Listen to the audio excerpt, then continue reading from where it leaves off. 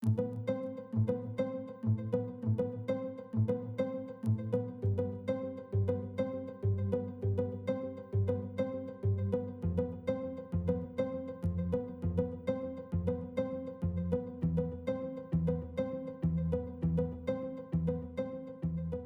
neighbors, the Handyman here with handy DM tips from Initiative Coffee Company, and today we're diving through Adventures League DDEX-01-04 Dues for the Dead. Writers Steve Winter and editors Claire Hoffman, Chris Tulach, and Travis Woodall. This is the first real dungeon crawl Adventures League has put out that's targeted specifically for 5 second level characters. Let's start with some general notes. Dues for the Dead is an exciting first foray into classic dungeon crawl. Focuses a lot on combat and has ample opportunity for exploration through traps and environmental hazards. Social aspects of play are limited to the very beginning, one encounter in the dungeon, and whatever your players can carve out. This is a 4-hour time slot, and it seems pretty accurate. This is the first time the adventure really feels like 4 hours of content for a 4-hour slot. There are a few places to cut down on time if you feel like you're falling behind. It really stretches out the relevance of the Cult of the Dragon and its holistic impact on the city of Flan. As you're preparing this adventure, my biggest suggestion would be to pull out the map from the appendices and follow it along as you read about each room. It should help frame the whole dungeon in your head a bit better. Part 1, Valyrian Graveyard. From the get-go, Valyrian Graveyard is established as an outside location in Flan. It's the only thing north of the river. It also builds on the characters your players should already know, Doomguide Yover Glandon. Still, the module starts out with groundskeepers Drollo and Freya, but the two are largely only there to point the players to the Doomguide. If you want to get off on a solid foot in regards to the clock, start with the Doomguide right away. The wanted sign for the adventure hook points directly to him anyway. The Doomguide's tale. Have a little fun really getting into the skin of the Doomguide here. You really have an opportunity to show off the current affairs in Flan. Largely, this is because Glandon is in most ways an outsider. This is hinted upon in Shadows of the Moonsea. He's politically uninterested in Flan, chiefly concerned with the populace rather than the power structure. The module even separates the graveyard from the city via a river. My expectation? That's not a coincidence. If you want to give your players an insight into the power structures of Flan or the problems people face by the Black Fist, Cult of the Dragon, or really any other issues that may arise, Doomguide Glandon is currently the most valuable and least biased NPC in this regard. In the end, Glandon offers some tools to help as well as a guide. Consider whether or not to allow the party to turn down Casset. She's pretty helpful, especially if the party is filled with humans, halflings, and other non-dark-sided folks. She also has a few healing spells she can help out with, as well as provide the opportunity to guide the party to the, quote, right decisions. Consider using her as a general tour guide or an excited intern, whatever trope seems most entertaining to you and your players. Part 2, the Upper Catacombs. General features here are pretty straightforward from what you might expect from a crypt. Consider adding some extra level of spook factor here by really addressing the sound component of wind blowing through, sounding like the cries and screams of the dead. The Cloister of Kelemvor. It offers a bit of a touchstone for the age of this place, particularly the fresco map. Don't overlook the map here. Don't shortchange the chance it has to frame the dungeon. It's ancient, it's sprawling, and it isn't to scale. Consider how reliable the map, even in its poor condition, really is. Is it accurate minus the scale, or is it little more than a pictographic fishing story? The Funerary Banquet Hall. I'm often torn on this room when I run the module. On the one hand, it offers a degree of sympathy for the Kelemvorites. They make sure to build a space for the indigent of Flan and allow for final viewings and rites, even for the penniless. That isn't the part I debate about. I have mixed feelings about what I often describe as a closet that hides a dumbwaiter. My main concern here is essentially that it offers a shortcut to the end of the module. That said, the players are tasked with eliminating the undead presence in the crypt, not merely killing its cause and witnessing a red wizard. Still, there are a few modules that offer heavy lifting up front and provide lesser challenges later on. When I say I'm up in the air here, I really mean it. I'm not sure how I feel about it. On the one hand, it offers a unique opportunity to challenge the player's ability to assess threats and use resources accordingly. On the other hand, they might be too shy to use those resources, assuming the bigger threat is yet to come. If the parties choose to use this route and shortcut to the end, don't forget they haven't completed their mission yet.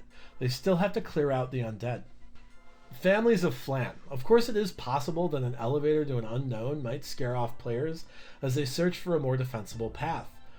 In that case, your next step is the first families of Flan. Keep in mind that based on the logic of this crypt, these are probably the oldest graves here. As time passes, the priests have to venture further into the crypt to appropriately display the dead.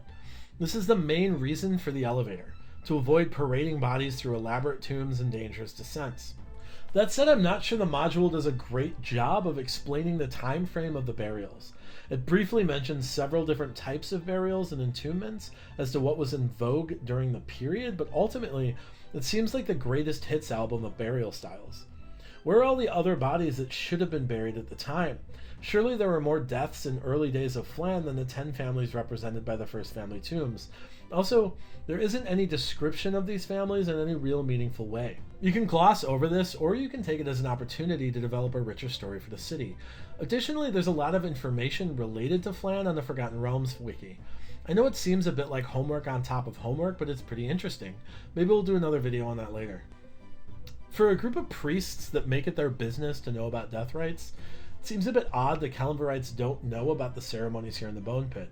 There are a few ways you can explain this away. One, you can just outright say they don't know, but this casts a bit of a shade over their order and represents them in a less knowledgeable light than they probably deserve. Two, you could lean into the idea that at most, Cassid is the only one down here with the party. She's too young in the order to know about all the secrets of this place. This works pretty alright and probably will be enough to satiate your party. I like a third option though. Maybe the Kellenverites are ashamed of the rite and wish it not to be investigated. I'm not suggesting they're currently doing anything untoward, but perhaps it represents a distant ritual of their ancient order they aren't particularly proud of. This can of course be combined with Cassit being young and not knowing. All of this presupposes that Cassit was brought along on the mission in the first place. If the party chooses to leave her behind, they chose to give up their greatest opportunity to satiate their curiosity. Regardless, the Bone Pit offers the module's first steps in exploration, though pretty minimally. Funerary cults. I'm imagining the far side of this room as resembling a kind of bone wind chimes hanging from the ceiling, though I may be polishing the description a bit more than intended. Either way, the room is supposed to be a bit creepy. There are also ghouls that may or may not be seen on the far side. If you have a particularly weak party, it's probably better to fudge in favor of combat here. Adding a few ghouls to a combat down the line will increase the difficulty substantially. Rickety stairs. The stairs here offer a second opportunity for exploration in the crypt, although it's brief. Keep in mind the stairs don't collapse until the acrobatics check has failed for the second time. If your players are being particularly reckless, feel free to give them disadvantage on the check. If they're moving through the crypt specifically cautiously, they probably have advantage on it. Use your judgment. If the stairs collapse, someone will probably think of a rope. Make sure you push the players a bit here and have them think about how they're going to use it. What are they tying it off to? Are there any sharp edges that could be avoided? Allow your players to come up with the obstacle as much as you do here. Part 3, the lower catacombs. While navigating the lower catacombs, don't forget that thunder damage is dangerous throughout. The loose brick wall could absolutely come up here if you have a bard or druid in your party that rely on Thunderwave to bring multiple enemies down at a time. The Sun Pit. The room is a destruction tool for vampires. It's like a less lethal aquatic-based witchcraft test, where if the accusers are mistaken, the accused just wake up in the morning in an uncomfortable room. I suppose the more pressing matter in the room for the players is 4 zombies that are interested in the next room. Keep in mind that this room can be completely ignored by the party, although by doing so, 1, they fail to complete their mission of destroying all of the undead, and 2, they miss out on the only real social opportunity of the module. There are a lot of things to kill in this module. Consider allowing this fight to be an easy one to set the tone. Instead of 4 zombies immediately attacking the party, perhaps 2 of them do, while the other 2 spend a turn continually slam attacking the door on the far side. There's a reason they were interested in that door, and new folks don't necessarily negate that. If they haven't been killed yet, I would hold off on the ghouls from room 5 as well.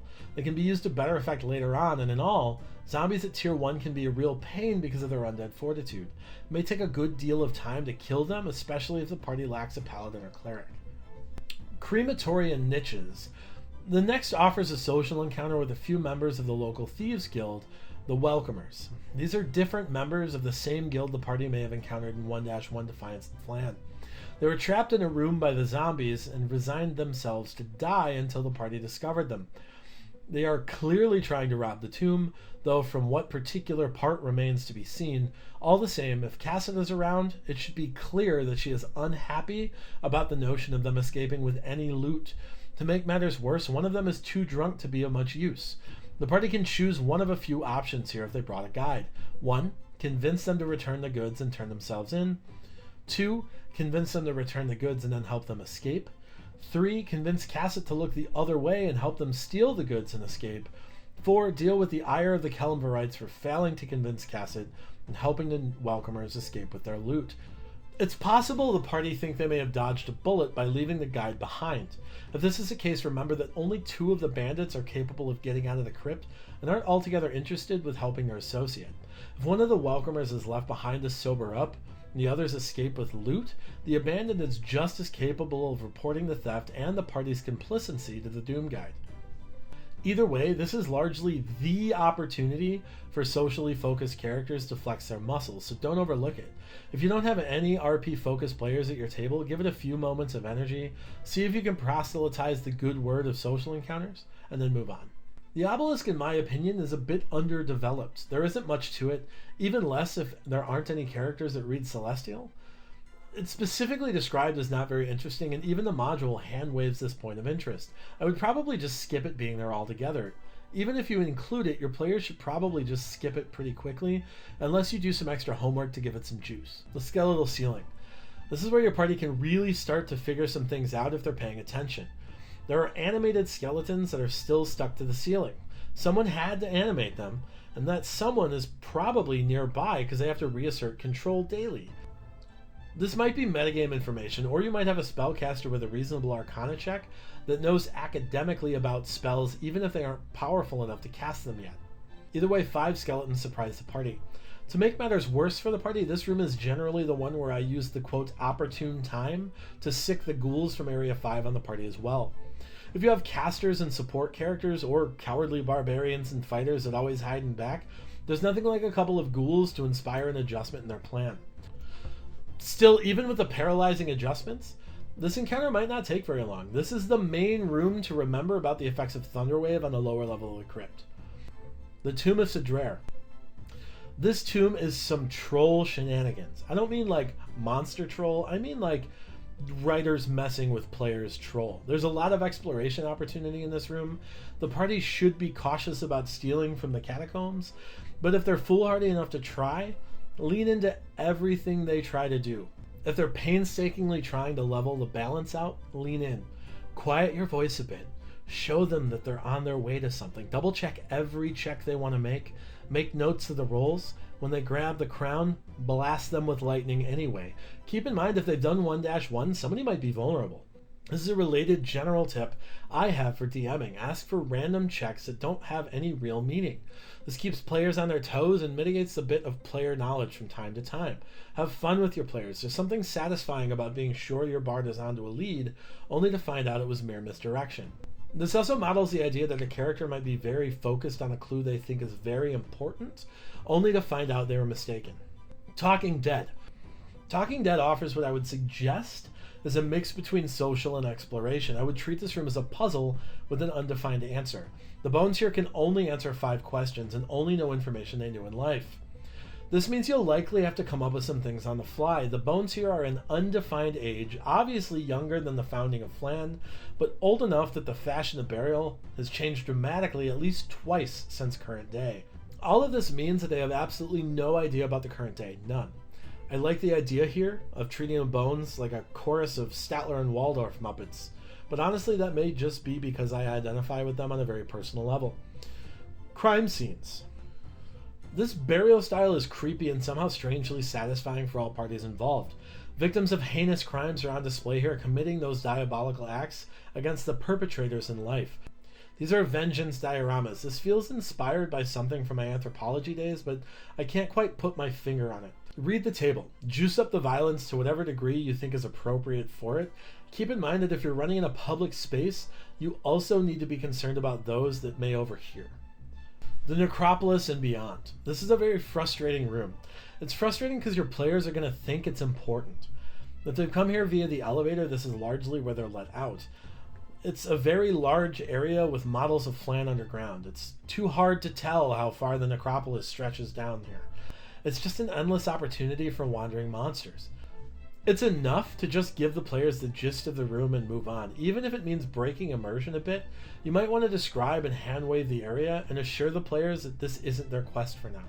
Perhaps even hint that they'll come back and explore it in future adventures. The Sentry. This is a forward guard for the dreaded Red Wizard of Thay that lies a room deeper in the catacombs. 4 zombies and a sleeping kobold. At early levels, this will be a challenging encounter to blow through quickly enough to really encounter the Red Wizard. Still, the party might get creative, luring 1 or 2 zombies at a time out of earshot to try to kill them without alerting the wizard or waking the kobold. Nevertheless, keep in mind that the kobold's main objective is to alert his companions of intrusion. If the party can kill him before he wakes up, which isn't entirely unreasonable, they get the drop on the next room. If not, things get pretty hectic. The Red Wizard. Realistically, Rorith is probably about halfway out of here by the time the party gets to him. But if the party got the drop on him, pay attention to his suggested actions. The Night Cultist Zombie Kobold party makeup will likely impose a significant challenge, but an upper tier caster might get a hold person off on Rorith and might even have that spell stick with a failed saving throw. It's unlikely that he can keep that focus while his companions are being cleaved by the Night. This, of course, is less the case if the party still has full resources because they came down the elevator shaft. In that instance, they might have a chance to catch the Red Wizard, Red Wizard-handed. After the party successfully eliminates the threats, assuming they do, be sure to provide the offered clues after. The word pool refers to a pool of radiance DDEX-01-13 is named for. The modules in the season do a good job of building a coherent story together. Lean into offering up those clues so the players can get a better sense of the breathing city of Flan. Conclusion. In the end, there are a few things to keep in mind here. Story rewards are fun and potentially helpful, also potentially very unhelpful, and there are a few options provided here. Enmity of Doomguide Glandon is granted to characters that steal from the catacombs or assist the welcomers in doing so. This makes you persona non grata with the Kelemvorites and offers disadvantage on social checks made with Kelemvor's clergy and Flan. Enmity of the Welcomers is granted to characters who slay a welcomer and offers similar disadvantage with members of the Welcomers.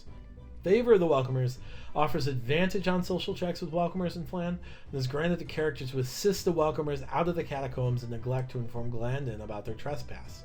Keep in mind that Season 9 characters won't be offered these rewards or the items unlocked by completing the adventure. 4 Dues for the Dead. Truth be told, there's a lot to like about this module. A good old-fashioned dungeon crawl is always a good time. The rooms aren't particularly challenging and offer plenty of chance for skill checks and exploration. The social encounter, specifically the Welcomer encounter, seems a bit limited and feel like it may have been thrown in just to make sure that box was checked. Still, every adventure doesn't have to be the perfect balance, and with the checkpoint system, if a group doesn't want a combat-focused dungeon crawl, there's plenty in Season 1 to run to avoid this. To be sure, the finale of the Catacombs offers an interesting way to advance the overall plot of the season, but honestly, it would have been nice to see a bit more of that throughout. Possibly clues giving insights into the Cult of the Dragon being behind it all. You, of course, could include that when you run it. Maybe the zombies have brands of the cult iconography on them. Who knows? Anyway, thank you so much for taking some time to listen to advice on DDEX-01-04 Dues for the Dead. Be a good neighbor and give us a thumbs up and subscribe to the channel. Leave us your comment on the mods down below. Find us on Twitter, Instagram, Facebook, and Patreon. And from now until the next time, roll together.